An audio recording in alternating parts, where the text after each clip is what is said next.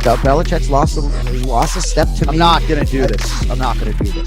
This is Anik Squared. Wednesday, December 13th, 2023. We are live from the Penthouse at the Virgin Hotel in Las Vegas. UFC 296 beckons.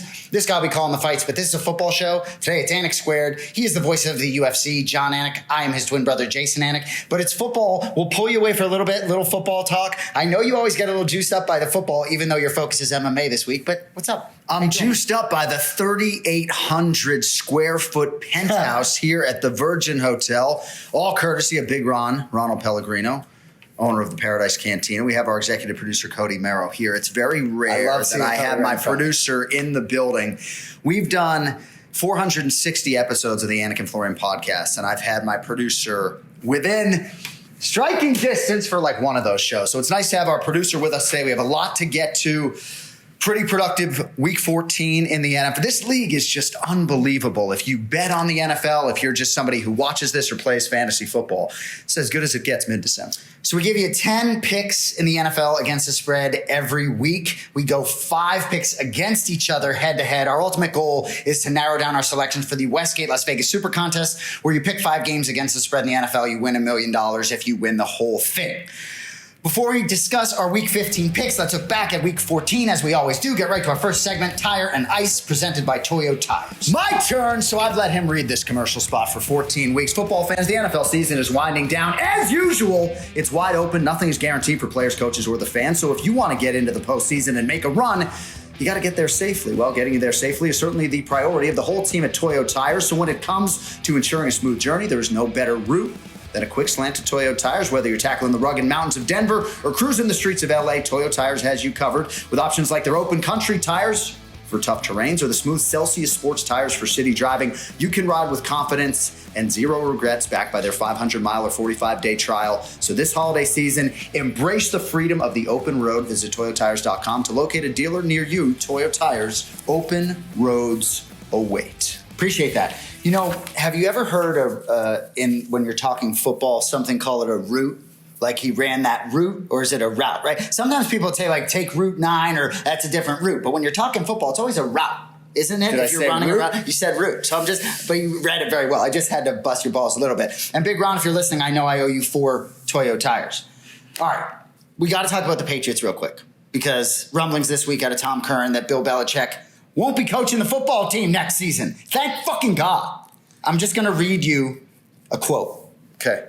NBC Sports Boston, Tom Curran. So, quote, when they came out of Germany, conversations I had that week made it very clear that a decision was made. Curran said Monday on NBC Sports Boston, our Bella Early Edition has seen the video above. They were going to play out the string at the end of the year. There would be a parting of ways at the end of the year for a variety of reasons.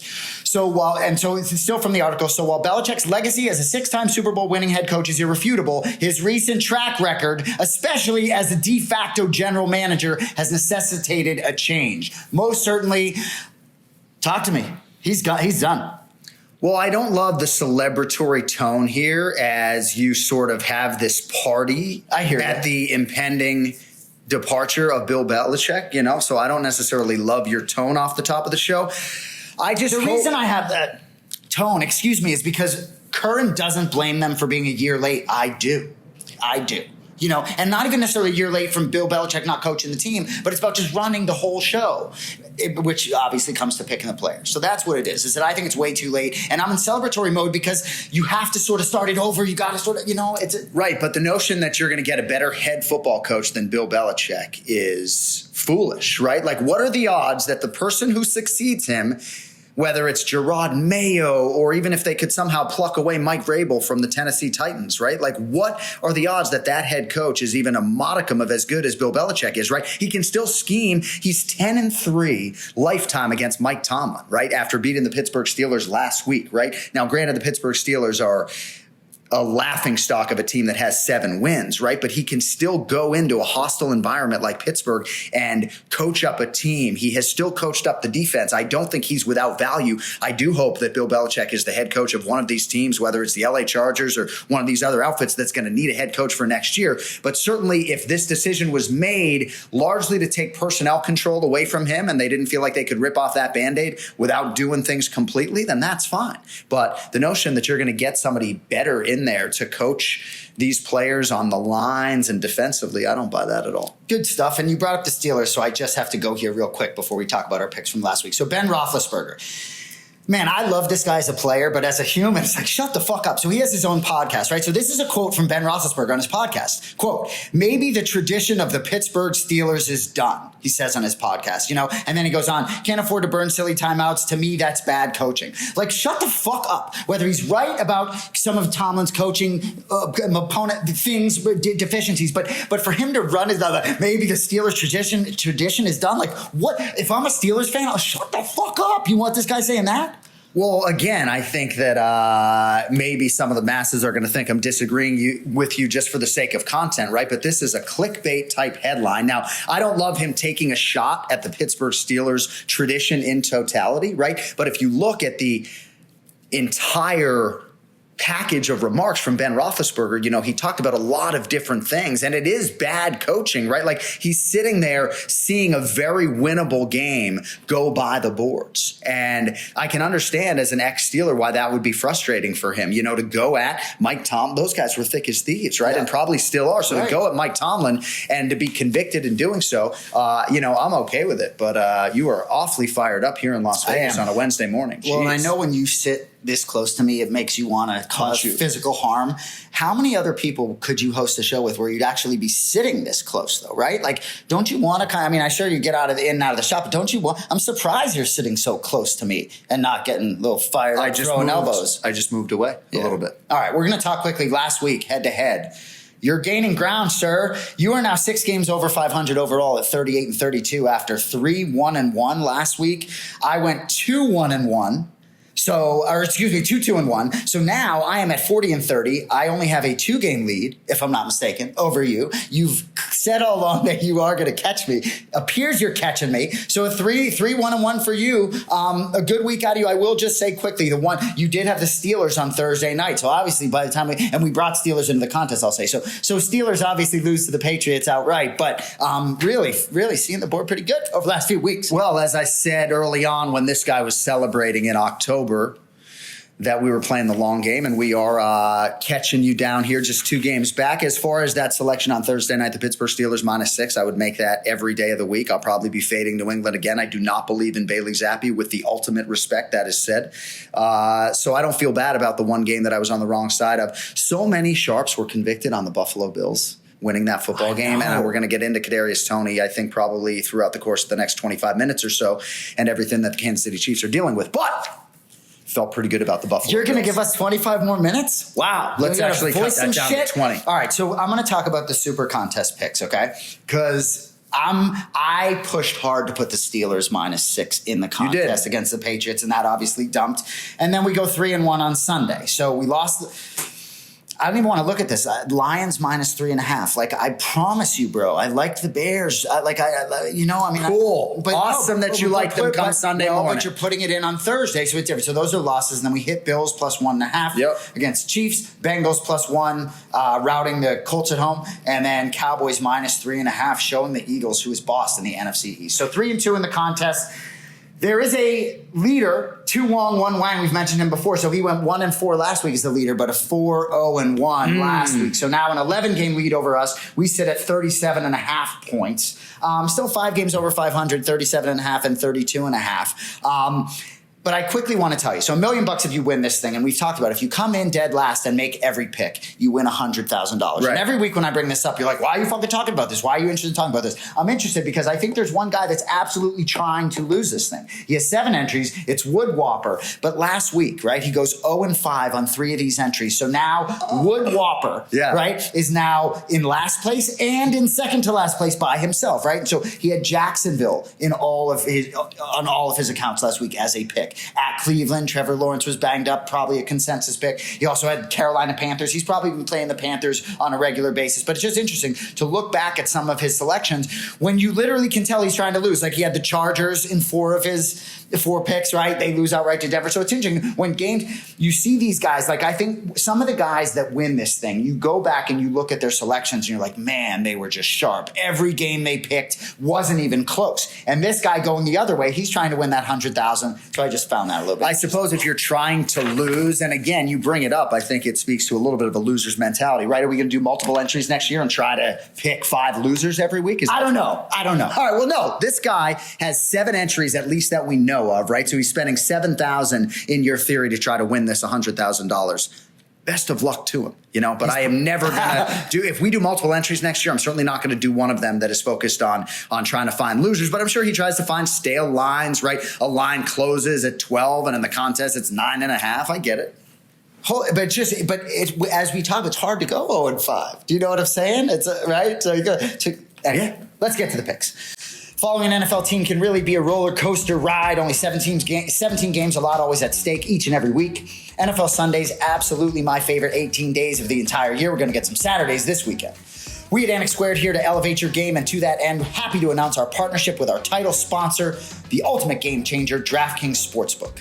An official partner of the NFL, DraftKings is excited to bring all new customers an easy way to join in on the action. All customers download the DraftKings app, use our promo code SQUARED, SQUARED, bet just $5 and boom, $200 in bonus bets hit your account instantly. So don't wait, get some skin in the game, download the DraftKings app now. Stay in on that action, use that $200 in bonus bets on DraftKings same game parlays. Combine multiple bets together from the same game for a shot at an even bigger payout. If sports betting is not yet available in your state, don't worry about it. You can still join in on all the fun with DraftKings Daily Fantasy and have the shot to win cash prizes. So what are you waiting for? Download the DraftKings Sportsbook app now. Sign in using our promo code SQUARED. $5 on any wager and watch as the $200 in bonus bets instantly light up your screen. Only at DraftKings Sportsbook. The crown is yours. Head-to-head 5 picks against the spread in the National Football League. Refresher, each week we pick 5 games against the spread against each other, trying to set ourselves up in the Super Contest. And frankly, I've talked less about the Super Contest because frankly, I feel as though we're out of the money. One important rule, we cannot be on the same side of a game. Therefore, if I pick the Patriots minus or plus 9.5 this week hosting the Chiefs, John cannot be on that same side. So we ding and dong. One person picks first. Next guy gets 2 and 3. John has control of the board after beating me 3 straight weeks, as you would say. So you picking first or 2 and 3? Yeah, I'm going to take the number 1 pick today. 3 successive weeks where I've gotten the better of you as we pick 5 games against the spread. NFL Week 15, I'll begin with the Chiefs minus 9.5 at the New England Patriots. What a week for the Kansas City Chiefs, right? Kadarius Toney, the offsides penalty, the talk of the league. This team has lost 2 in a row, and I think 3 of 4 overall. I expect that they'll be able to throw the ball. They got to unleash Travis Kelce at some point in time. And I do think this contingent of much maligned wide receivers have to now be at the height of motivation. They have had eternal support from Patrick Mahomes. Obviously, he was very critical of the officiating. He then sort of stepped back a little bit from that, sort of acknowledged that he was a little bit heated in his moment with Josh Allen. I liked everything that we were getting from Patty Mahomes in the days after this complete disaster.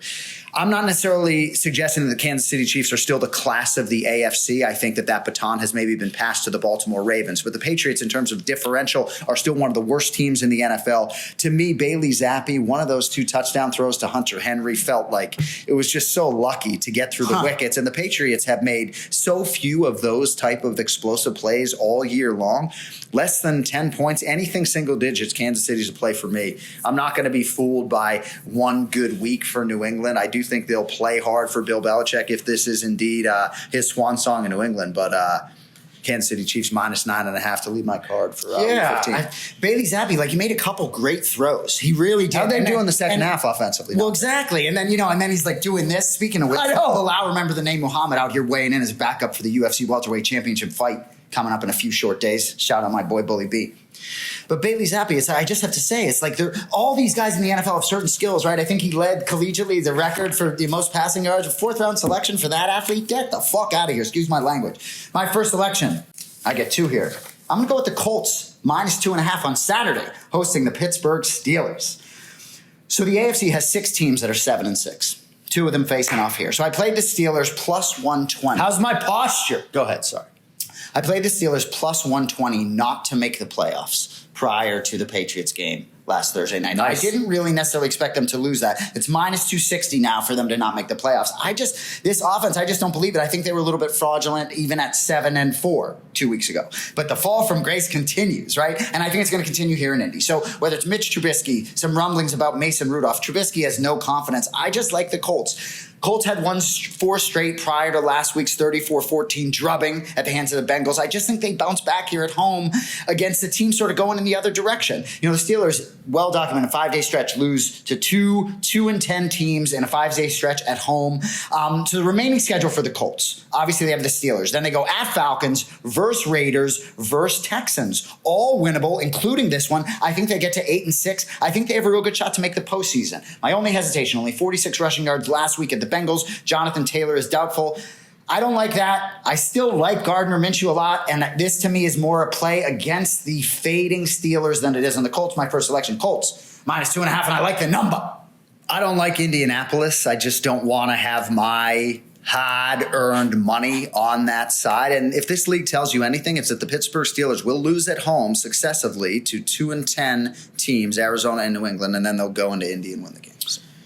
Good point there. My second selection, surprised I'm going against the Dallas Cowboys, but I am. I'm going with the Bills, minus 1.5 hosting the Dallas Cowboys. What's the look? Well, no, it's just your second selection. It's very early on in the process.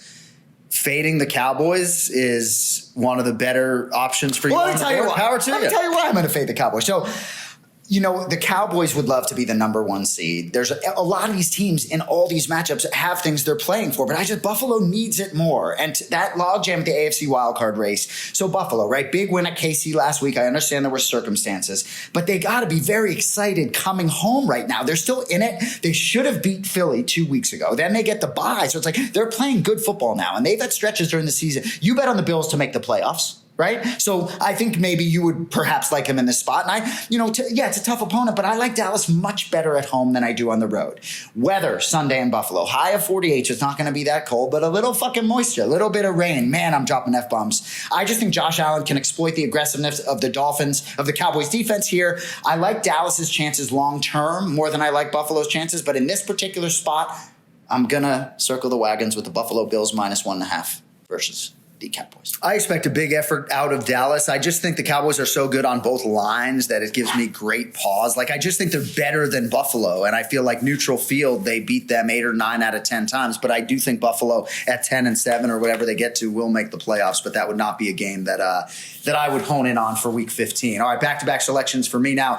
We'll take the Jets plus 8.5 at the Miami Dolphins. These teams just played November 24th. The Dolphins won it 34-13. That was the Black Friday game, if memory serves, and I was on the wrong side of it then. Hopefully I'll be on the right side of it now. So Tim Boyle was playing quarterback for the Jets in that game.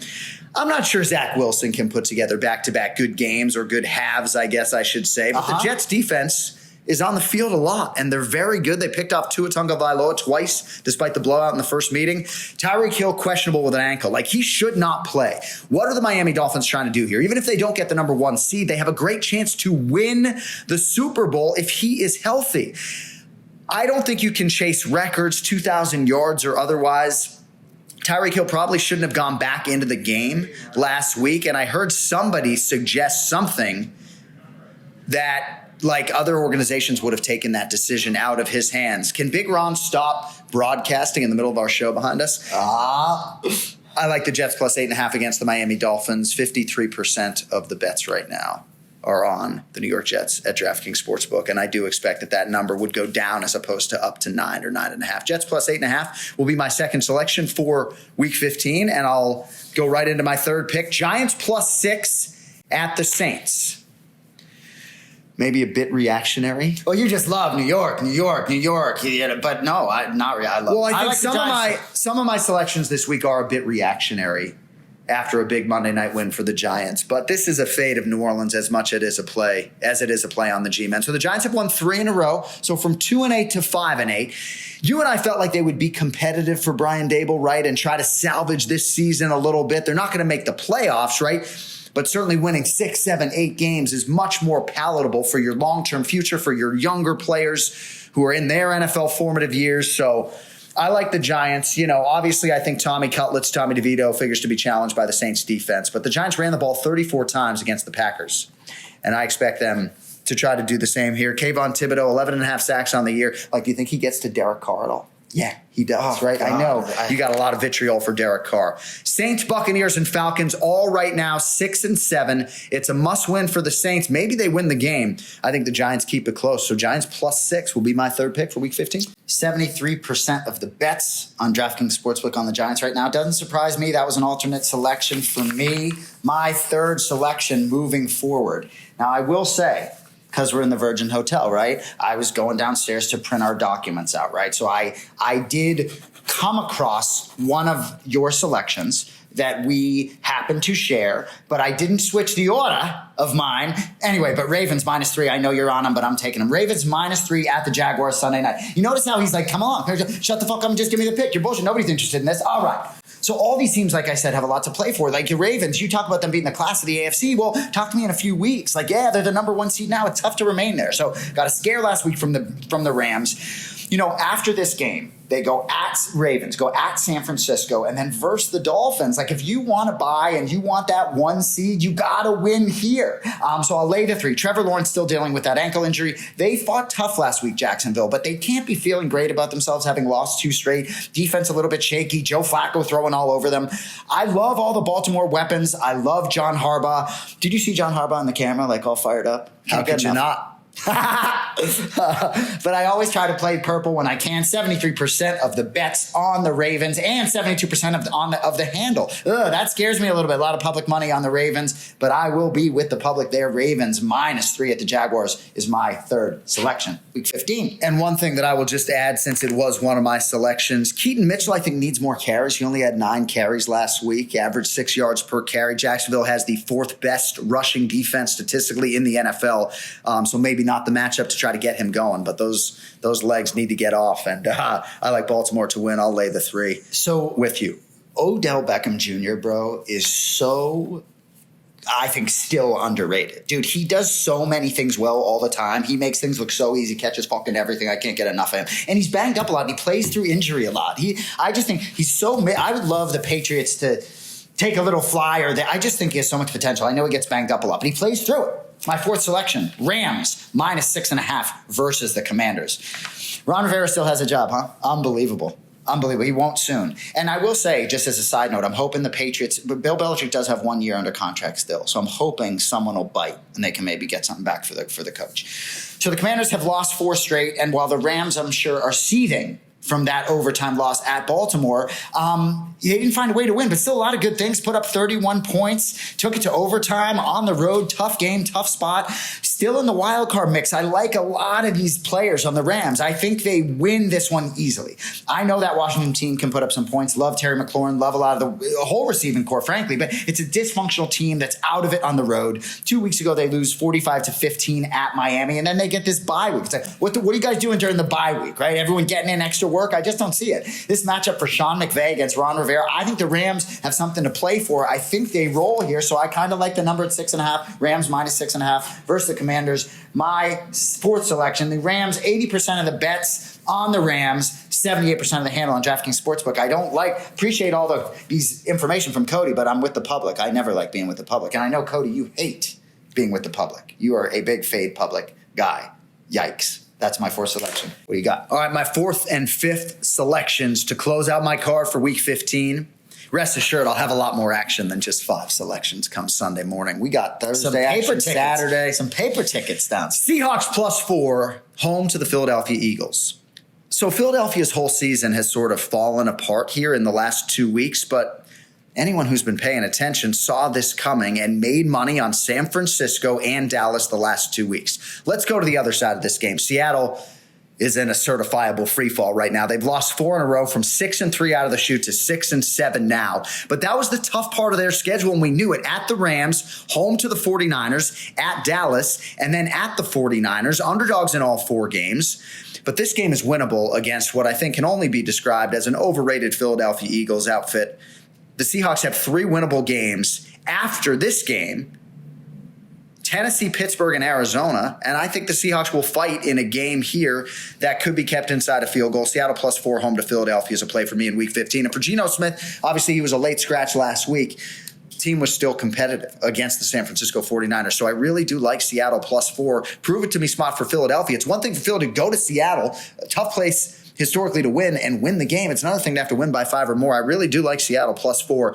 And then I'll go to my alternate selections and I'll just rifle through some of these real quick before settling on the Vikings. You want to let me make my 5th selection before you rifle through the No, alternate? because I am actually allowed to make my 5th pick you're here. making my fault. Continue. Yep. Yeah. Da-da-da-da-da. Yeah, come on. Yep, and it's also verses and not verse. And that's sweet. So I do like the Packers -3.5 home to the Tampa Bay Buccaneers, but right now Christian Watson, Aaron Jones, we don't have enough on the health picture for Green Bay, so I can't offer that up as a selection. I do like the Titans -3 against a banged up Houston Texans outfit, not enough to put it in the 5. I like the Chargers +3 against the Raiders on Thursday night. I just think that LA is going to be able to score points. The Raiders certainly can't. How about that matchup, by the way, right? Easton Stick versus Aiden O'Connell. But the 5th and final selection for me. Oh, and I do like the Bears +3.5 as well. But Vikings +3.5 at Cincinnati. Nick Mullins named the starting quarterback over Joshua Dobbs. I don't think Justin Jefferson is going to play, but I do like Kevin O'Connell to get the boys fired up in there. I like Minnesota in a road spot to maybe win outright,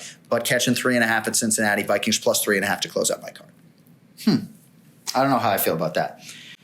My 5th selection, I'm going to go against you. I'm going to go with the Dolphins -8.5 versus the Jets. So this is the 10th time that I'm picking the Dolphins on Anik Squared. Wow. In 15 weeks. Cody knows that. He's smiling because he always says I'm always on the Dolphins, right? So I started out 5-1 in those first 10 picks, right? And then they've lost the last 3 times I picked them against the spread. Now, I will say I did put them in the contest 2 weeks ago when they stomped the Commanders, but I will say. So, short week for the Dolphins after blowing a game to the Titans on Monday night, which given the AFC playoff picture and given a team of the Dolphins' nature, who I believe it's playing on the road, I just don't think they're quite there yet to go on some huge run on the road to the postseason in cold climates.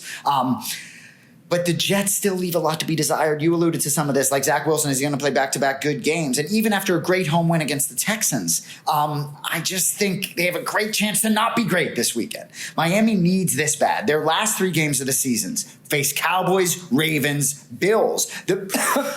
Excuse me. Bills could even catch them. Get the man some water. Bills That could is a even brutal catch them in the schedule. division. Get the man some H2O. I'm good. I think Tyreek Hill plays. I agree with you that he probably shouldn't, but I tend to think that they're going to score 30. I think the defense will do enough. I just don't think the Jets will. So I'll lay the 8.5. I think a lot of people are going to be on the Jets. 47% of the bets and 61% of the handle on the Dolphins. So again, I'm with the fucking public. But I just think a lot of people are going to be playing the Jets and reacting a little bit to the game against the Texans. What's up, Big Ron? Nice to see you in that green. Don't be dying. Don't die. So this league is week to week. The Dolphins, that was me actually, Ron, not him, not Johnny coughing. That was me. Dolphins -8.5, my final selection versus the Jets. Going to be very interesting to see what happens there. But I think Jets a little bit of a sucker bet this week, if I'm being honest. What else you got? Divisional games are always hard, right? When you look at what Chicago has been able to do against Detroit this year, that's part of the reason I like the Jets this weekend. It's always interesting and always difficult when there's that type of familiarity. But just to round out my card, for week 15, Kansas City Chiefs -9.5, the Jets +8.5, the Giants +6, Seattle Seahawks +4, and the Minnesota Vikings +3.5. So 1 favorite and 4 dogs. I'm in the Colts -2.5 versus Steelers. Bills -1.5 versus Cowboys. Ravens -3 at the Jaguars Sunday night. Rams -6.5 hosting the Commanders. And the Dolphins -8.5 versus the Jets. No. Not liking my 5 this week. We'll see what happens. All right, so that's going to be a wrap. Week 15, Anik Squared for the great Cody Merrow. I can see him face-to-face. Can't get enough of that. Big Ron Pellegrino, we appreciate you too. For Jon Anik, my name is Jason Anik. Enjoy the games. Enjoy the fights. We'll see you next week on Anik Squared. Appreciate you tuning in.